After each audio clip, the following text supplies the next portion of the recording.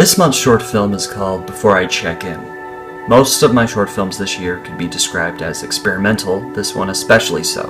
I decided to attempt something that I've been wanting to try for years, and that's an interactive film, where the viewer makes choices that determine the journey and ultimately the outcome of the story. I enjoyed reading choose your own adventure books as a kid, so this idea has always been infecting my mind. Of course, these things we call video games are all about player choice, and so that's been an ever-present influencer in my life as well.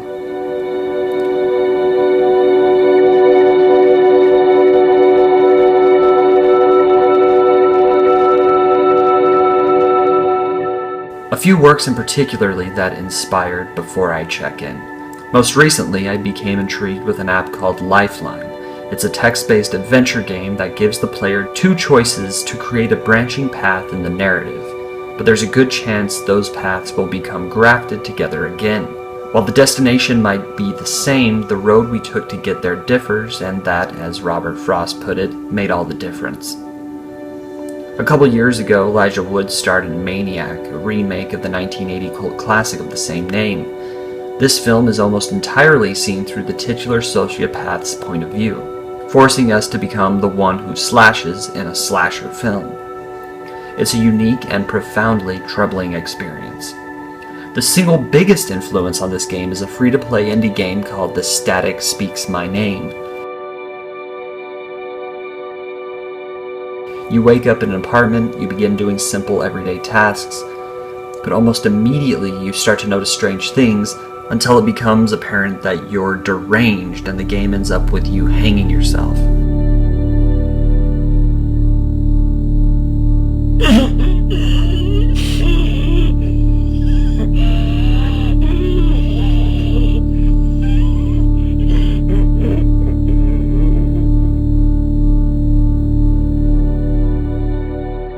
Making an interactive short film presented quite the challenge. I had to carefully choreograph out the camera movements and make it as seamless as possible when there was a fork in the road.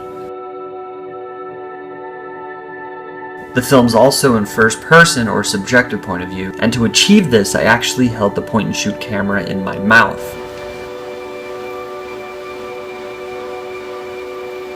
This also let me record all of the bodily sound effects live, like the breathing.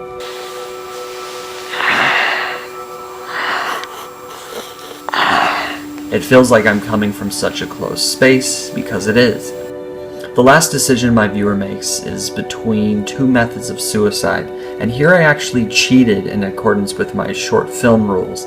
If you go for a drive, you'll actually be treated to a short film that I shot last year about a man who commits suicide and checks into his new home in hell. This month's film actually acts as a prequel, hence the title Before I Check In. On the other hand, if you go for a swim, you will drown yourself in a swimming pool.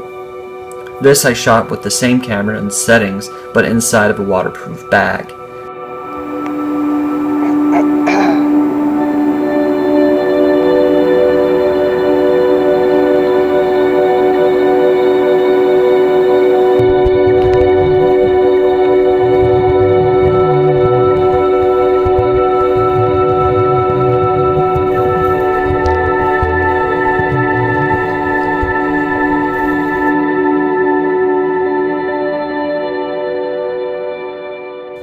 There's no happy ending. There's no way to live.